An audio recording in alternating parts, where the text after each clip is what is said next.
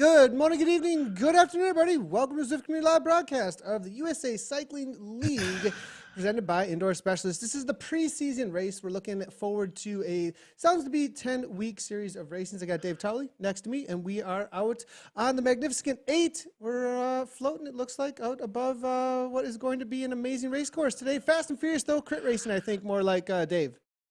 Yeah, under 30K of racing, they're going to be pinning it as is usual. They won't back off out here. Nathan, I'm anticipating, we were just talking about it off air. I don't think it'll take much more than 32 minutes for these guys to be done and dusted out here. We have some big names joining us as well from in real life racing. So yeah, it's going to be fantastic out here. It's going to go by very quickly. So buckle up. We're about to hit out. Yeah, it's going to be the 42 seconds to the start of the race out here. Now, we do have, we are live over on Facebook as well as YouTube. We're live on Twitter and Twitch and Mixer. We will be able to bring in the chat from Twitch, Facebook, YouTube, and Twitter. If you do want to interact with us there, go ahead and add us and let us know that who you think is going to win. You got questions about Zwift racing? A lot of people I think are going to be new to the scene of Zwift racing, new viewers at least to some of the broadcasts. So go ahead and jump on in. Being preseason, this is a promotional week for this to let everybody know, hey, this is happening. Jump on in on Wednesdays. We'll be here for the coverage every Wednesday for the series. So let's go ahead and jump right on into the racing, though. Riders are taking off. And as you said, there are some big hitters out here. I did see some UCI Conti teams getting into the action, as it looks like we do have, and we're going to go ahead and bring in, there we go. Gotcha here from Team Draft here as they take a right-hand turn off onto the flat sections of Watopia. Now, for this course here, they do take on some pretty interesting sections of the world of Zwift here. They're going to make their way on over toward the volcano, actually, and then toward the Ocean Boulevard. They're going to head on over to Fuego Flats, do a little loop over on the Fuego Flats, and back on over toward the Ocean Boulevard again. It's a very interesting figure 8 course, very fairly flat. Provides a few opportunities, but I do think it is going to be a sprinter's delight. The only way that we're going to see any kind of breakaway out here today, I believe, is going to be constant non-stop attacks off the front. Hopefully we see a little bit of action. We'll have to wait and see, though, how Raiders try and play this one out. Yeah, so as we pick up the action here, a lot of folks joining us for the first time. You're on Watopia. This was the original world of Zwift. This category here, again, we're seeing more and more riders in this A group. So we break it down A, B, C, and D category. There are a few women that have jumped in. I saw that Christy Tracy is here, and we'll highlight a few other names to watch here, Nathan. As far as in real life races, I know that Cormac McGeough is back. He's with the Wildlife Generation. Matteo Dalcin of the Rally team is with us. Super strong Canadian. Nathan, you were mentioning he's been an early adopter of Zwift racing. And Spencer Downing. I remember Spencer spending a lot of time on the Cliff Bar team. These are just some of the names that we know from real life, but certainly riders like Ryan Christensen coming from. Nathan, I'm going to throw this one at you. If you don't answer, I understand, but is Canyon considered the strongest team in eRacing? Well, certainly for the women, right? They're one of the teams in that conversation, another one of the esports teams. I shouldn't even put you on the spot like that, to tell you the truth, but they're one of the really strong esports teams, and Ryan Christensen wasn't he part of the Zwift Academy? Yeah, I believe it was. Well, I believe Drew Christensen, Ryan Christensen, both of them, I believe, were a part of the Zwift Academy semifinalist or finalist for sure. But certainly a rider to watch. The strongest riders out here, the Conti teams here with the Canyon DHB BH are showing up here. It looks like with Patton here as well as Christensen. Ryan Christensen are out on course, so be watching out for them for sure. They know how to race out on Zwift, mainly because the other thing is one of the conversations we do have is about the in real life teams, pro teams showing up versus the community teams. But this is a team that's been showing up week in and week out a lot of times in the Zwift season. And so these guys are going to be much more familiar with the racing out on Zwift, knowing the tactics a little bit more than some of the other pro teams that have been showing up as of late just in this season. So it'll be interesting to see how this ends up playing out. But as far as the strong riders to be watching out for today, the dropouts have shown up again.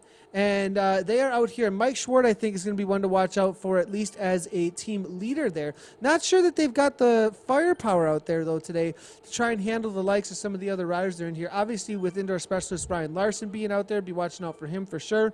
Looking through a few more. I think Mateo, with the new team that he's jumped into, Bad News Bears, with Timothy Rugg, actually, this is fresh off the press team right here, the Bad News Bears, and I'd be watching out for them for sure with Mateo Delsin.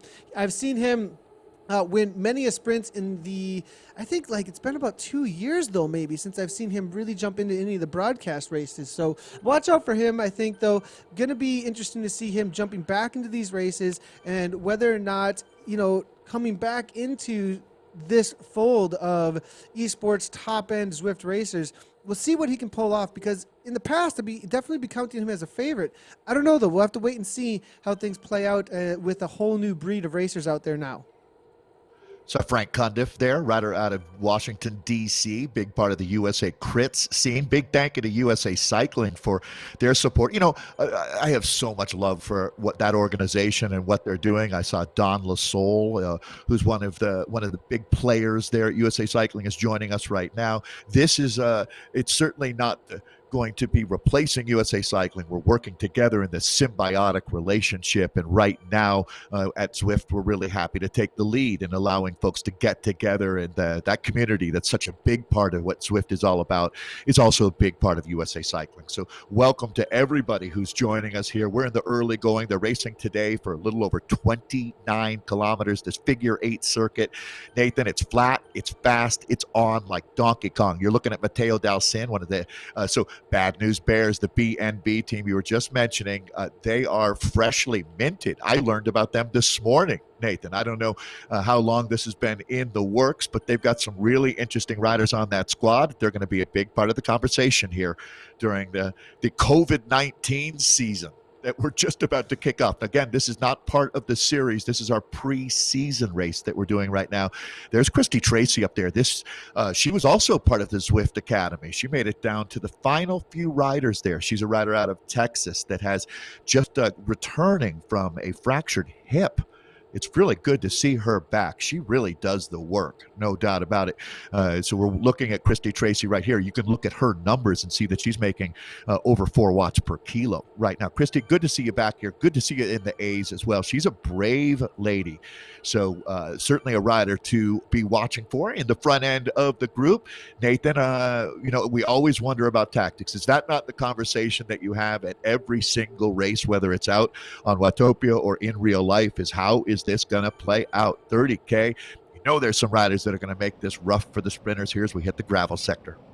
Looking through Christy Tracy's results, actually, 2017 12-hour TT World Champion. We're seeing 2017 12-hour TT US National Champion as well as the USA Cycling Master National Champion. So Christy Tracy, obviously extremely strong rider. One other thing that I just picked up on is that Christy looks to be a recent pickup by the Infinite presented by Saris team, actually, which came out of the Team Fearless team that recently got launched here. This has just been an announcement this past week. So really good to see that Christy was picked up by that squad. Anna Russell's in there, Carolyn Murray, as well as Jasmine Welter. Jennifer Rio leading the charge, actually, coming on over from Team Fearless and launching this team out of Team Fearless in conjunction, it looks like, with obviously the Saris brand. I think indoor specialists are part of all that as well. So really cool to have them bring in this women's squad kind of a thing going on here. And the cool thing is they have this Saris kit already in game. So real easy way to get a kit in game and be able to launch that. We also see Megan Rathwell as well as Polly Mason on this team with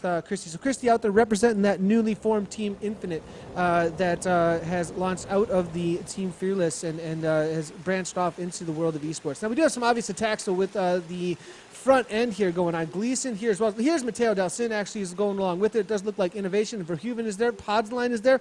Watch out for Podsy. Always a strong win in the sprint on the Sprinter's Delight Day.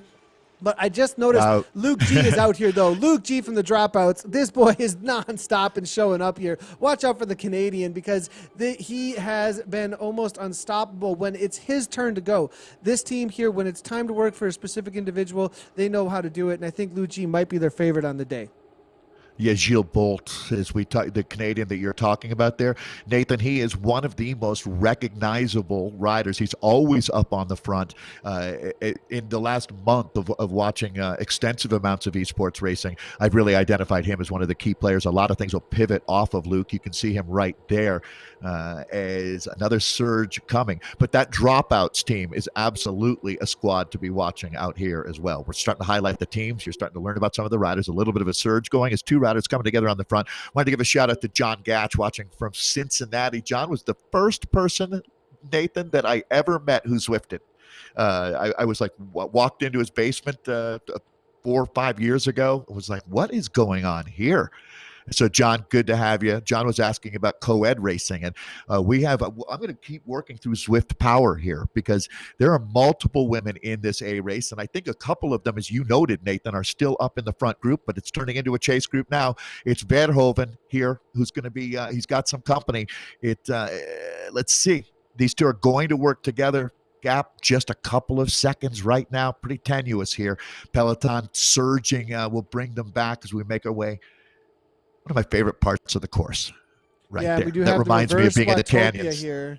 Reverse Watopia climb, very difficult climb. For the men, it's going to be about I'd say if they go all out, we can look at a 340 perhaps. Take 20 seconds off and all out, 4-minute effort to the top. So with the drafting, it is very sharp up front as we hit this 4%. It's going to get up into about almost 10% gradient at some point. And then it's going to level off a couple of times, a couple of bumps until they hit the final kick to the top. Going to be all guns blazing though.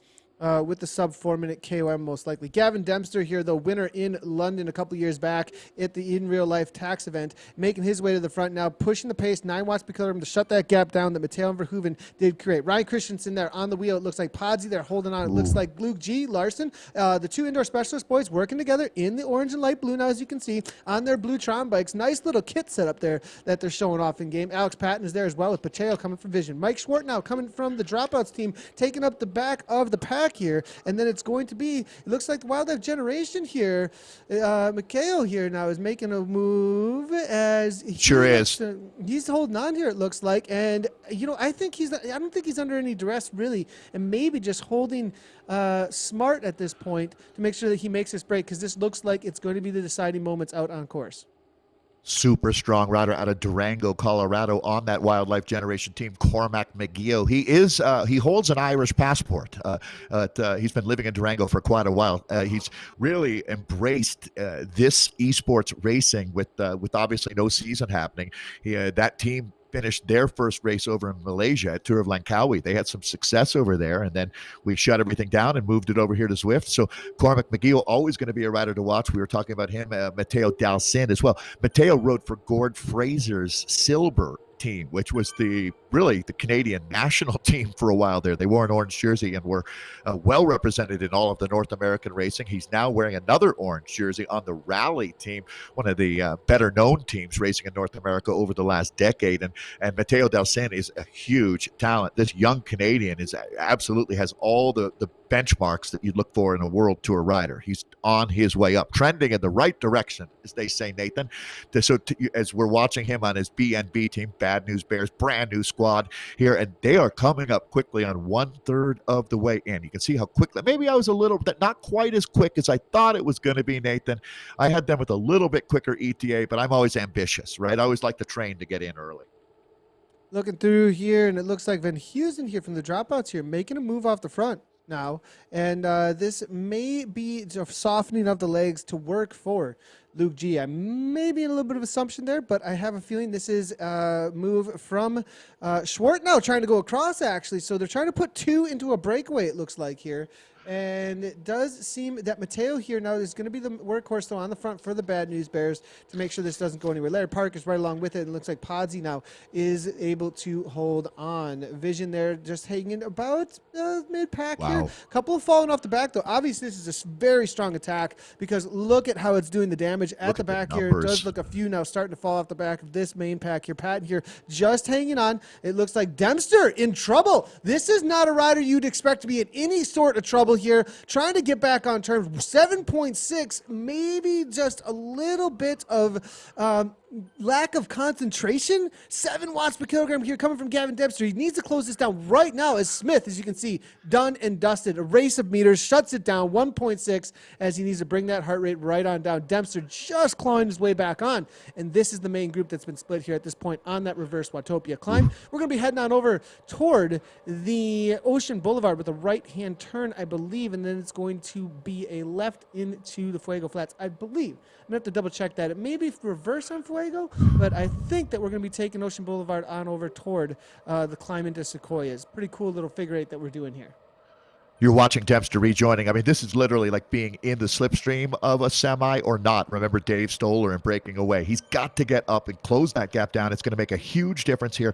Every second matters now, and then he's done it. Good job. Dempster is back up into that group. It's a 30% difference when you're sitting in the draft or not. You can see how they've really whittled this one down. Again, we're watching the A field. There's an A, B, C, and D group. They started at 1-minute intervals as they take that hard right turn. We got to look at the group from the side. There's Swart still there. I believe Swart just moving over to that, correct me if I'm wrong, but I think he is on the new BNB team as well. Let's take some inventory here, Nathan, as we look around in this group. This is the selection. If they're 11K into, let's go with 30K for our race distance here. Right, so left-hand turn now, Fuego Flats here, and then we're going to head on over toward the KOM for a moment, but then it'll be a right-hand turn back into Ocean Boulevard. So, and then it's going to be Nathan, uphill toward the finish. Go ahead, Dave. I was just going to say, if we get a breakaway going here, how many guys need to be in it if to have any kind of a chance? I was thinking to myself that without 3, you have no chance. Probably the magic number is 4 in this small group here. I mean, if you don't want to sprint, and that's another thing I was recommending, Nathan, that people go to ZwiftPower.com, find the event. You can look at the numbers that these guys can make. It's really great information to look at as we're watching the race. You can get a feel for maybe who would not want to sprint out of this group. And is this Swart going up the road now? It certainly is. Let's see if he's going to bring anybody with him. Cormac McGee went on 3 attacks when we were watching him racing yesterday. Maybe Verhoeven, who's been very active. Yeah, looking through here, I think that you're correct 100% that it's going to need to be at least 3 riders. 2 riders just cannot get it done against this large of a field. If it was a little bit smaller field, perhaps 2 riders could make it happen. There's just a little bit too much firepower in here. But if you do get 3 riders, weight could be able to make something happen. We are getting some chatter coming through here. Good to see James Hodges hanging out in the broadcast, as always, the man behind Zwift Power. And he's saying, Dempster likely got caught on Smith's wheel as he slowed. Always pay attention. And that's 100%. That is a very great call out, actually. And that's probably what happened. Sitting at the back of the pack there was assuming that Smith was going to be able to sit on the wheel still and had the power to give, but did not. And Dempster had to come over the top and close that down. Dempster being an extremely strong rider, though, maybe, it was risky, but easily brought that back together here. So I'd still be watching out for him in the final sprint. I would not be surprised with a top 5 minimum coming from Dempster. But with the new blood here coming in, BNB here, Bad News Bears, as well as with Mateo Dalcin jumping into the mix now here.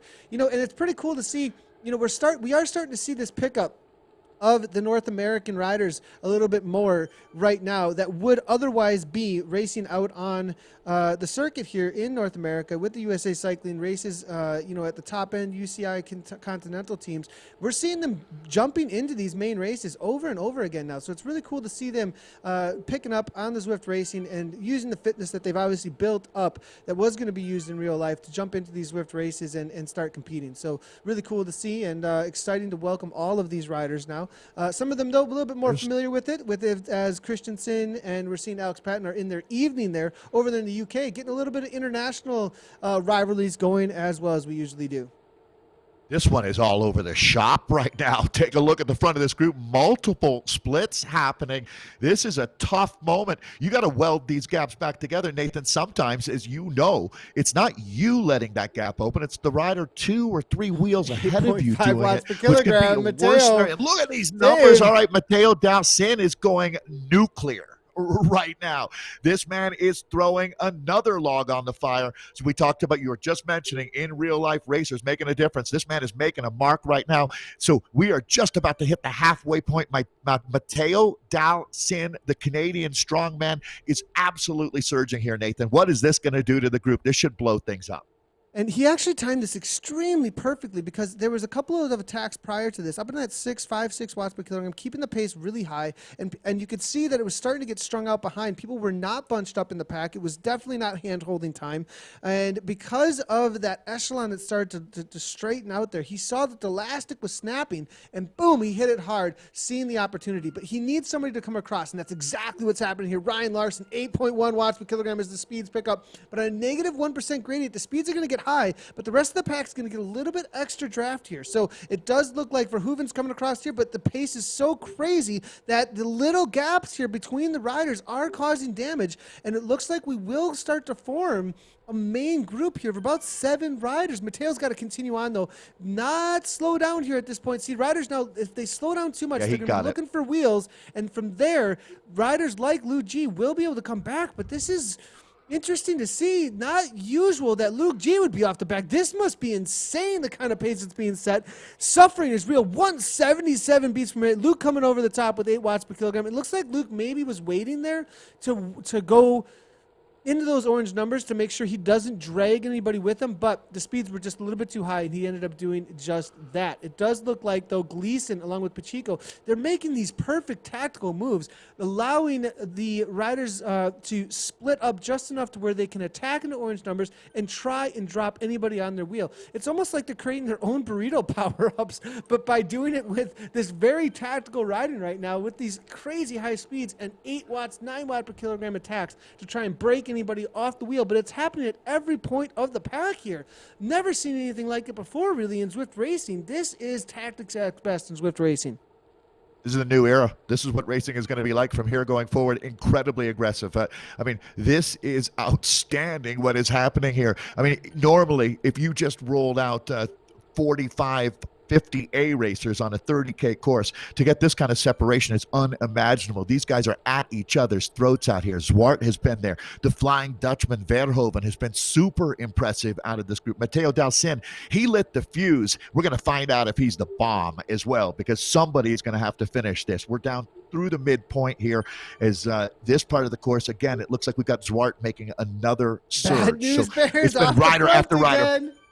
Here we go, and I'm actually being told here by Timothy Brugg, who I believe is the organizer of the Bad News Bears, saying Cormac is also BNB team member. He'll figure it out, just his name soon, with a little laughing face. All right, good to see. Love the emojis there, Rugg. So it looks like Bad News Bears got quite a few in the mix here to try and make something happen, and they're sending boys off the front left and right here. So interesting to see the tactics play out with so many teams. And what I like about this is a different kind of racing. You know, okay, Dave, you've commentated on a lot of North American races. You've watched a lot of races European as well. You know, and I've heard it said that the kind of you get North American racing tends to be really punchy. I don't know if that's absolutely true or not, but I've heard it said. You know, I haven't been in the road scene majorly in North America, but there's a lot of crits. There's a lot of crit racing, obviously. There's a huge focusing on that. We don't have quite as much of this long scratch racing. You know, Redlands, obviously, but it's really, and a few races like that, but really, it's really focused on inner city. A lot of times, big Criterium crits. racing is king Boom, in boom. the U.S. And I'm seeing a different kind of racing go on here. I'm seeing this like these boys just want to punch. This is not how you race a criterium. It's not. This is a strongman slugfest that we're looking at right now. Nathan, you're absolutely right. There's not a lot of stage racing left in the United States. I mean, this would have been this month when you have Joe Martin, your Redlands and your Gila. That's the sweet spot for sure. But no, this style of racing is something very, very unique. This is Zwift racing, esports that we're looking at here. Because yeah, in American criterium racing, you have a lot of riders. If let's say that they're going to be doing 70 minutes, 75 minutes of racing, you're going to see a lot of riders hitting out with no real intention, or there's no purpose behind it. That was something that Alex Candelario, a great American sprinter, used to always talk about when the Europeans would come over for Tour of California. When they would hit out, it was for a reason. There was an objective for doing it, whether it was softening up the group. And I mean, right now, I would say that this Bad News Bears team and the Dropouts team are doing exactly that. They have intention behind the action. They're softening up the group. And that's some great racing that we're looking at. But yeah, I think that this is extremely unique to what we're looking at. I mean, they've whittled this group down. Nathan, we've got one rider off the front. Again, it's going to be Bad News Bears, Dalsin. We've talked a lot about him. He comes in with a real race pedigree in real life. And now he also is one of these guys that's been an early adapter of racing here on Zwift. And Dalsin is always going to get a lot of attention. So coming up on 20K in, I should say really coming on 18.5K in, 30 kilometers of racing. Our friends at USA Cycling, I love it.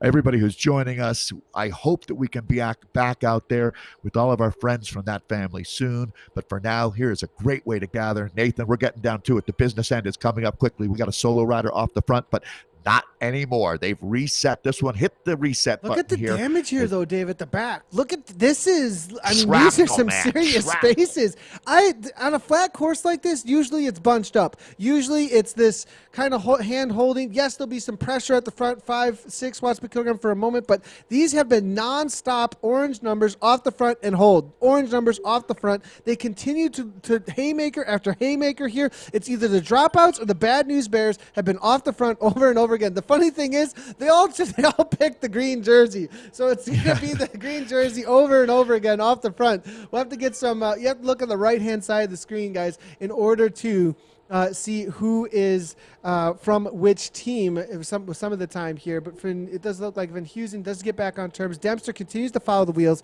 Interested to see the setup that Dempster has chosen. He's in the Mellenstein with his specialized tarmac, it looks like, which is most likely not going to be the fastest turn of speed. And there's no climbing out here. It's one of the lighter bikes out on Zwift, but I'm not sure it's going to be of an advantage to him, though, out here today in the sprint. But Zwart, BNB, send another one off the front. Dalsin, now Zwart. People might wonder, Nathan, quick question for you here. Zwart's bike is not a Tron bike. How much of a disadvantage is he at not having that faster bike? There's a lot of questions in people's mind out here. I've been sending people to Zwift Power, but that won't answer this question. What's the difference? Yeah, so Zwift Insider does an amazing job every time there's new equipment, they go out and they do tests on all of the bikes, all of the equipment, and then they actually have an entire list of which bikes are the best on which courses, what kind of times they had on which courses, and actually the Tron bike is not the fastest bike in game. After all the tests, the Tron, which I find a little odd because how much work has to go into getting the Tron bike, I feel like it should be the biggest reward, but the fastest bike for a flat like this right now would be the Specialized Tarmac with 808's dish in the back. That's the absolute fastest. From there, though, there's little changes all the way down. Mellenstein's, I believe, on a Imonda, I want to say. I'm sorry. It's another Specialized, I believe, for climbing. But so, anyways, between them, go to Zwift Insider. I've probably in my memory got it all wrong right this second as far as exactly which model. But definitely Mellenstein's as far as wheels make the biggest difference. Actually, it's not always the frame. The frames do make a difference, but it's not always the frames necessarily. It's more about the wheels a lot of times, which is kind of like in real life racing. A lot of times it's more about the turnover speed of that rotational weight as well as the weight that's coming up over the top with you, whether or not they're aerodynamic. So go and check out Zwift Insider, and you can read through all the stats. They're done every time there's an update on any of the equipment, on what's the fastest on the flats and what's the fastest on the climbing course. And then you kind of have to make up your mind yourself, though, because where are you going to try and excel in a race is also going to be a thing, because these tests are just done at, here, set it at 300 watts and see what's the fastest. Set it at 350 and see what's the fastest and go on this course. But where are you going to put 8 watts per kilogram down? That's going to be the question, right? And where are you going to get the most advantage? On a climb or on a flat? What's your specialty? So you got to kind of choose your equipment then based on where you're going to put the power down and get the speed. We do see an attack, though. Speaking of speed here, Dempster's already off the back. It's 2 seconds, actually. Who made this happen? Because there was a slingshot coming on through. It was actually Luke G. and Patton here coming from Canyon DHB. And Podsy's there as well. Parker from IS, but it does get shut down as we're heading into the final few K. We've got less than 10K to go. They're going to head through this back end side of Fuego Flats, and then it's going to be on over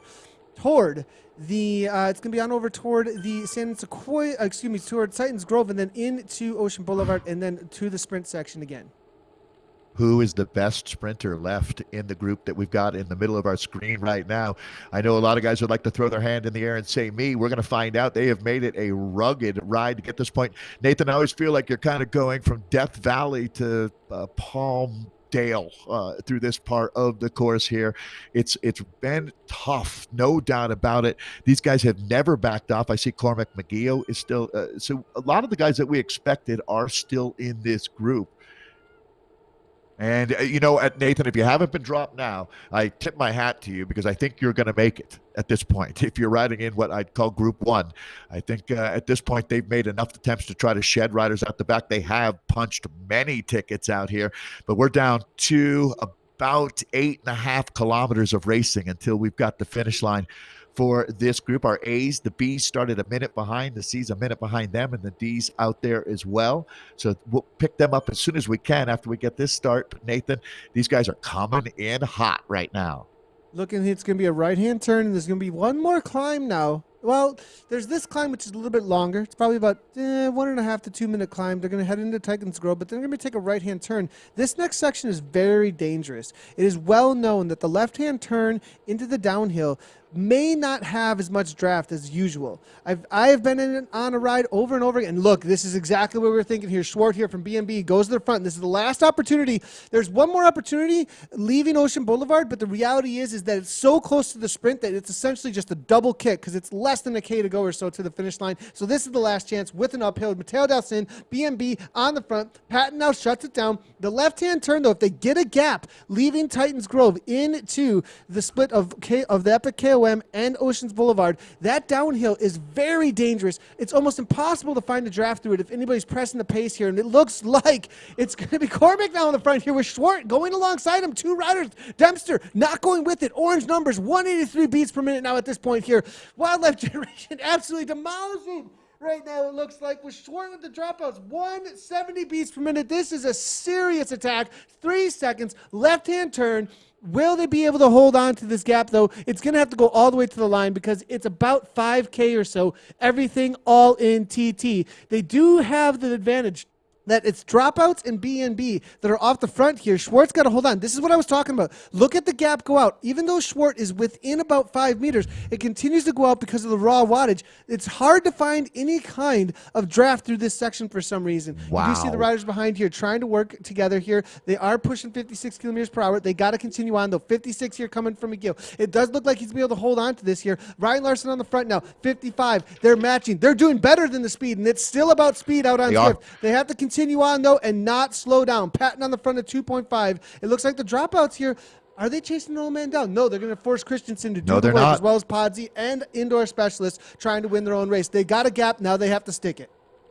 Ladies and gentlemen, welcome to Bike Racing 101, your online class on how to win a bike race on Zwift. These guys are pouring it on. That gap it had gone out to about 7 seconds, although it might be coming back a little bit right now. This is how do you put pressure on the other teams? Exactly this, because again, you might be thinking, well, Cormac McGee is riding for Wildlife Generation. That's the team he rides for on the road, but here he's with B&B. We have the unfortunate situation the teams are wearing the same jersey out here. The different teams, green jersey.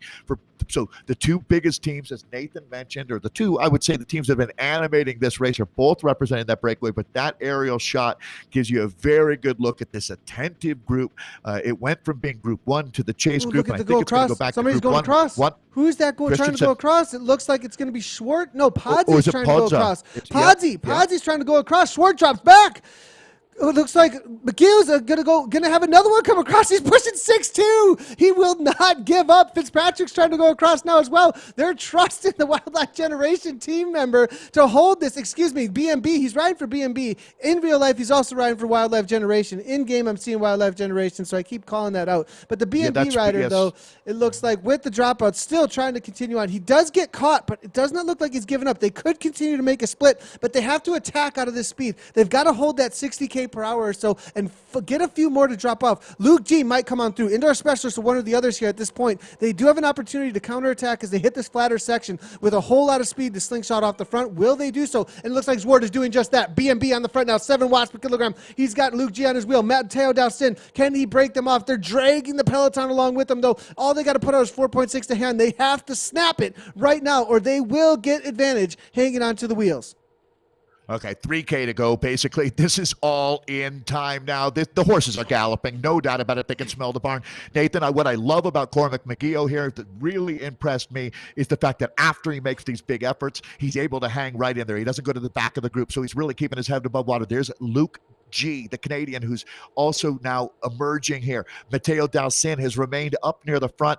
Heavy hitters only need apply. Let's see who this is. Is this Van Huysen coming back into the group? It looks like it is, trying to chase back into the group, and I think he's going to make it. Nathan, I'm not sure what happened there, but again, one moment's inattention, you find yourself coming out of this group. These guys have got the accelerator down on the floorboard now. It looks like we're going to see about 20 riders sprinting here. McGeough, unbelievable. Goes again, and he's got 2 seconds, and I think he might have broken them this time because Christensen's got 3.5. Luke G here goes to the front, the dropouts boy, but he can't close it down. 8 watts per choreograph coming from Cormac McGeough. BMB looking to try and win this. Matteo Dalcin sitting in. He's not going to close that down. His teammates off the front. Zwart now, after that counterattack, launches Cormac McGeough off the front, and he's going to maybe take this 6 seconds. If he gets out to 15, said and done, but not a lot of landscape to work with. Will they keep him within sight? Boy, Cormac McGeough has now been in the bank. He got all of the money. He got in the getaway car, and now he is hightailing his way to the finish line. I think he's going to do it, Nathan. I know I love to believe in these solo breakaways. This young man who's up in Durango, Colorado right now, absolutely bearing himself. That gap has gone out to almost 10 seconds. I think this is the race-winning move. This is a command performance. I salute you. Win, lose, or draw. This is how you do it. Punch, though, Dave. There's a punch right here. He's got to hold. He's got to hold 7, 8 over the top because they're going to be coming at 10. It's the first sprint before the real sprint. It always happens on this section, of course, here. Patton Metz to the front. Patton's trusting that this little uphill is going to be it for him to bring this back. Fitzpatrick goes now as well. Christensen's there. Will Christensen be able to make this happen to close this down? Wildlife, oh my gosh. Cormac is holding on to a gap, but there's 7 seconds, 10 watts per kilogram. The pack is coming on. It's the usual. Will he hold on to the line? 5.8, but Christensen's holding 10. He's trying to close it down. Will it happen, Dave? Cormac McGeough must feel like he's passing a kidney stone right now. I can only imagine the amount of pain that this man is in. He's not quite going to make it. It looks like Christensen is closing this down. What a brave attack, but the gap is now closed down. We've got a whole new bike race at the front. They're down to half a kilometer of racing here, Nathan. This is the best finale we've seen all week in esports. Oh, and this is the 2 kicker I was talking about. It's always so difficult through here because you have to kick out of Ocean Boulevard. The whole pack becomes every man for himself. It's haymaker after haymaker just holding on. Everybody's heart rates are just skyrocketing. It's not a traditional sprint. You can't just sit in. It's hold on, kick once, kick twice, try and get across gaps. Christensen created this gap, but now it's almost too much. He went all in on it, and he's going to get caught with like 300 to go. Here's the pack. They're bringing it in. BMB, Zwart, Van Huysen now leading things out. It's going to be the dropouts in BNB, going to be the Leo train, but Pods line goes. He knows he doesn't have a wheel to work with. He's got no teammates, so he leads it out. Podsy here, 8.2. Initial kick, but that's not all of it. Where's he going to go again? Gavin Dempster! Dempster, 13 watts per kilogram. Pacheco trying to come through, but Gavin Dempster looks like he may be able to take it. Ryan Larson, though, the indoor specialist. Here comes Gleason. Gleason, Holden. Delson is there. It looks like it was Gleason, followed up by Delson, I believe, for the line. Larson for third, I think. Let's take a look at the replay. Dave, that was amazing. Best finish. That was what it is all about, racers. Thank you. Command performance all the way from the McGeough attack. Podza makes his effort out there. McGeough, look, he went all in. McGeough, he's just rolling. I mean, he gave it all to get involved there. That is for sure. I mean, like you can see just, okay, well, I got caught. It was a great move, but when the river card turned, it wasn't there. There was a royal flush, it looked like, for Gleason at the end. Wow. Okay. Well, Nathan, we still have a lot of riders out on course. Man, I can feel my heart rate just elevated sitting here in Fort Collins watching that. So I think we're going back to Christy Tracy in this group. So some more A racers here. There you go. Thank you, Nathan, for following along here. Definitely they want got to about catch the 2K to women's go. side of things, though, too, because, this will be the first woman, I think, across the line for the A category. If you are racing amongst the women in the races in the coming weeks, we will be following along with you, and we'll make sure to jump in for your finishes out there as well. So make sure to keep on into that A and B category, and we will definitely, as it is more of a mass start, I believe.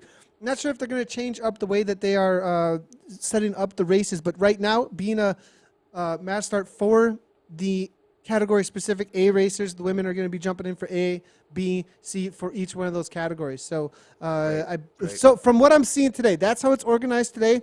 Make sure to double check with the race organizers. That is not up to us as the casters here, but that's what we are seeing. So we'll be able to see Tracy get across the line in first place amongst the women. But we do have the second sprint coming up here. It does look like with Padone there from the B&B team, as well as Downing here leading things out. This will be the second pack to the line. So just setting the table for Nathan, not for you, Nathan. You set the table. I'm one of the waiters here as we try to let folks know what's going on. Right now, this race was brought to you by USA Cycling, our friends in Colorado Springs who help organize all the great races we have here in the U.S. and help support athletes like Chloe Dygert-Owen in their bid to race in the Olympic Games in 2021. So that being said, we thank USA Cycling for helping make today happen. Our friends at Indoor Specialists are the event organizers that help put everything together. And Nathan, we get to broadcast another group coming in. We had the A's, the B's, the C's, and D's. That's all really based on how many watts per kilo you can make. You slot into the appropriate group. Our A men and women started together. This is going to be a mixed group of the men and women. I believe we see both genders in the group that we have on our screen right now. And then next we should see Bad News Bears, 8 watts per kilogram. Downing there now. Go 15 from Ned Bowen, though. Woo! That is a serious kick there. Bowen this man has got gets a a break, yeah. It looks like. And Padone unable. Well, he might come over to the top there. Unable to do so, though. Downing there comes on through. Close. It looks like more. Almost able to nip it out the line. We'll take a double look at that in a replay as well in just a minute. Let's see if we can grab Tracy there as she comes to the line with the rest of the boys here. She's currently 32nd overall in the A's. See if she's got a little kick against the boys here, though. 5.7 watts per kilogram here. Maybe going to be the lead-out train there coming from the Saris Infinite Rider now. But some here now from BRT. It looks like going to be Miller there holding on to the wheel. But T. Fuller kicking 12 watts per kilogram now. 800 watts now. Up and out of the saddle. Cundiff now, it looks like. And Cundiff going to be trying to hold on to the wheel for Fuller, as they're going to be battling it to the line with Miller. Tracy going to roll on through for fourth in the sprint, followed up by Busam from the BRT team. So solid result there for them, and that's going to be your first woman across the line on the day. We also do have the B category here. Their lead pack is going to be here, I believe. We're going to bring it in here in just a second. I do have the B's lead pack on another screen, so we'll go ahead and bring that in. We definitely want to try and bring in everybody's race as much as we possibly can. Today, obviously, covering the women in the A's here as well as the B categories. We do have F. Garrido there leading things out for the sprint in the B category, with Dubé coming out of France and I. Clark. Now, quick little some information as these boys do come to the line. For these USA Cycling specific, weekly USA Cycling Schwag giveaways are going to be a part of this as well. So make sure that you jump in to the races to be a part of that. We also are seeing that USA Cycling member only results will be a thing. So if you do register them with Zwift Power by putting your USA Cycling number on Zwift Power, it looks like that is going to be profile, eligible. right? It'll be in your profile in Zwift Power, and that'll be tracked then. And there will be USA Cycling member only results that then will be tracked with USA Cycling. Separate women's and men's races for A, B, C, and D category for both genders is going to be starting, it sounds like. So I'm getting some details here, and that the official start date is targeted for next week. This is still preseason to let everybody know what is going on. It looks like Funderburg here now giving a kick out of the US of A, trying to hold off. It looks like Dubé there out of France, as well as Garrido, who led things out, but it does look like it is going to be the man out of the USA that's going to take down this sprint. Let's take a quick look, though, at the replay in the A race for the men as it came to the line, and we'll get the results up in just a second. But it was Pod's that was the one who led things out. Podsy here now, well, he gave a little kick, but then it was nothing afterwards. And then it was Dempster who attempted to get the jump on everybody else. Then Larson here comes on through at 12 watts per kilogram. Schwartz still hanging it in, but he's getting overtaken quickly by Matteo Dalcin and Gleason. Gleason at 13 watts per kilogram with that 3R kit. Look at the 3R kit come flying through the pack, perfectly timed. And it looks like it was Luke G and Larson to the line, actually. Ooh, and Parker as well. Matteo Dalcin maybe for 5th. I'm just going to take a look over at ZwifTpower.com and see what the results have to say. But solid kick to the line there by the riders. Let's go ahead and jump back in with the rest of the replays here.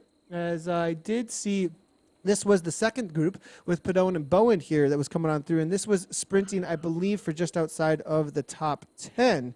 With Padone, I believe, taken down 18th, actually, on the day. Ned Bowen there just ahead of them with 17th. And this is interesting to see the difference here between the riders, because if you look at ZwifTpower.com, there's A+ and A's, and this is kind of the A group, whereas all except one, which is Scott Gleason, finished in the A+ as an A+ at the top in of that front group. Yeah, in that front group, actually. Yeah. Right. Yeah. So yeah, that's a good place to go too if you want to look at how the points are being structured for the series. Again, this was a preseason race, so no points will be awarded. But you can see that the point schedule over there at Zwift Power. A lot of information about the events, the riders. It's been really a great resource. I can real quickly give everybody, for those, because there's going to be a lot of new people to the reality of Zwift racing, obviously. We'll be bringing in more and more. We're working on our graphics and our results to get them a little bit, to have them more into the broadcast. And those will be updated. Tomorrow we've got our first test run with it with the World Tactical Racing League. The team time trial. Time trial tomorrow. Yeah, right? our first go at doing a team time trial actually on broadcast. We're getting some new graphics made up with some live results, hopefully to be coming through with us. So it'll be really great tomorrow. But so right now, we're just showing the desktop here with ZwiftPower.com to give you guys our results. But in the very near future, we're looking to have some pretty slick results able to pop up for all of you. But let's go ahead and I'll just show you guys ZwiftPower.com. Anyways, it's a great resource that the community has made if you're unfamiliar with it. And here is exactly what it looks like. So ZwifTpower.com, and you can go ahead and see. If you head on over to ZwifTpower.com, you can find the event, and actually we could do a little bit of a learning curve here if anybody wants to see exactly how you do. Let's do it. ZwifTpower.com, if you go to there, you will land. This will be the landing page actually for ZwifTpower.com. You want to make sure that you register, sign in, make an account, and then if you want to be racing, you make sure that you head on over to Zwift.com, sign in there, and connect your account to your ZwiftPower.com account so that they can communicate. And everybody who's registering on here is communicating. Very easy to find today's race because it is a live event that is highlighted at the top. But if you did want to find it another way, you just go ahead and put in USA, and boom, USA Cycling Race League and by Indoor Specialists. Here's the races that are going to be happening today. Here's some more, and they are doing more events besides just these races. There's some group rides and other things with USA Cycling happening with Indoor Specialists. As you can see, and those pop up as well for all those that are populated in ZwiftPower.com at the moment. So let's go ahead and click on here, and you can see all of the live results as they pop in. Now, these are the results after the race. You would see who is signed up, though, if the race wasn't over. So this would be sign-ups at the upper left, but since it's results, you can start seeing results here by the category. You can also get live results as they do populate in here, and you can see an ETA for the group, as well as where they are out on course, as well as all of the different times, watts per kilogram, tons of information, and very highly suggested if you're looking to get involved in a race and a team that, as you can see, Matteo Dalcin, he updates his profile here and has all this information on here about who he is, connects it to Strava. You can also see here there's a couple other riders that do a great job with this. Ryan Larson here from Indoor Specialist. Huge amount of information. This kind of stuff is very helpful. And having this resource out there essentially becomes a data center for everything about the riders with their profiles. And we can start pulling those things into the broadcast as well. So make sure that you use this as a resource in the community. This is where all the community governments takes place. Scott Gleason, Larry Parker, Luke, it looks like coming on through for third place, Ryan Larson there, Matteo Dalcin, David Pacheco, Mike Schwartz, Gavin Dempster, Tom Fitzpatrick, followed up by Austin Van Heusen. So B&B in that top 5, but looks like 3R. You know, 3R was pretty sneaky out there today. keeping it quiet. I mean, that Yeah. was like that. Not Yeah. not a mention. Boom! Just how you do it in a sprint. That's how you do it, right? I mean, yeah. I mean, that is the absolute stealth crit win the way it's supposed to be done. So, I have to say, Nathan, for everybody joining us, hey, share this. Let your friends out there who are missing racing know that they can watch some authentic racing. If you want to know how authentic this is, ask Cormac McGeo's legs right now. Real quick, I do want to highlight the women real quickly that did participate here today in the A category. Christy Tracy here does take it down for Infinite, presented by Staris. Awesome to see her jumping in and that new team that's out on course. And then also Jasmine Welter for Team Fearless, as well as Claire Good for Team Fearless, taking the top 3 in the women's A category. So, all right, everybody. They'll have their own category, won't they? I believe they are going to next week. I think they are going to next week. I think there was just maybe, events, you guys are really overrun, obviously, right now. There's a lot going on at Zwift. There is a huge, we talked about it in the ZwiftCast. We recorded the episode 81, I want to say. This morning. I'm going to say you're right. I'm really enjoying those, Nathan. You and Simon are awesome. Your other colleague, I forgot his name. GP Lama. Yeah. He is the tech guy for all things Zwift. If you want to know anything about anything tech when it comes to indoor cycling, GP Llama over on YouTube, that is the place to go. You want to know what trainer to get, want to know if it works, want to know what power meter, want to know how to do something in a video format, GP Llama. But we did do a Zwiftcast this morning. We talked about the new sandbagging fix that might be coming, as well as we also chatted about some things esports. We chatted about, a lot about the influx of riders. I think we saw 35,000 riders on Zwift, which is over double what we would usually see as a max in the middle of winter. So there's a lot of influx, a lot of onboarding of new riders and new people. And so I think a lot of the day-to-day systems are just, they're getting a little like, okay, there's a lot of maintenance and a lot of making sure that things. So I think today reason why we didn't see separate categories might have been because just events are feeling a lot of pressure right now, but it should be smoothed out, I would think, by next week. Yeah, a big thank you to all of our friends at Zwift who've worked so hard. I'm awfully proud of them to kind of having their moment in the sun right now. I mean, it's going to be a legacy when you talk about what Zwift is going to do for gaming and the health of people in America. I saw Reggie Miller jumping onto Zwift here. I've seen Barry Bonds out there riding. Barry's been Zwifting forever, but it's really cool seeing some cross-pollination amongst some of the major league sports athletes that are jumping on Zwift for the first time, as all of us are looking for new ways to stay entertained and fit and find community. And Nathan, thanks for helping build this one. Of course. Thanks, everybody, for tuning in. It's been a great broadcast here with USA Cycling, new league that just launched, presented by Indoor Specialists. We'll see you next up. Real quickly, just want to show everybody the broadcast schedule, and here you go. And next up, we are looking, obviously, at the COA Sports League. That'll be at 4:45 a.m. Central Standard Time. And then tomorrow, also the WTRL. That is Thursday the 9th, obviously. A little off there on the Tuesday there on this graphic, but then COA Sports also 2 more. So watch out for those broadcasts, and we'll be back tomorrow, obviously, with all of that. Thanks, everybody, for tuning in. As always, thanks to the viewers. If you haven't done so already, wherever you like to watch these broadcasts, hit that follow button or subscribe button, and so that you do get updates anytime that we do go live. Dave, we'll see you in about 24 hours. Thanks, Nathan. Thanks, everybody. See you soon. Right on, guys. Cheers.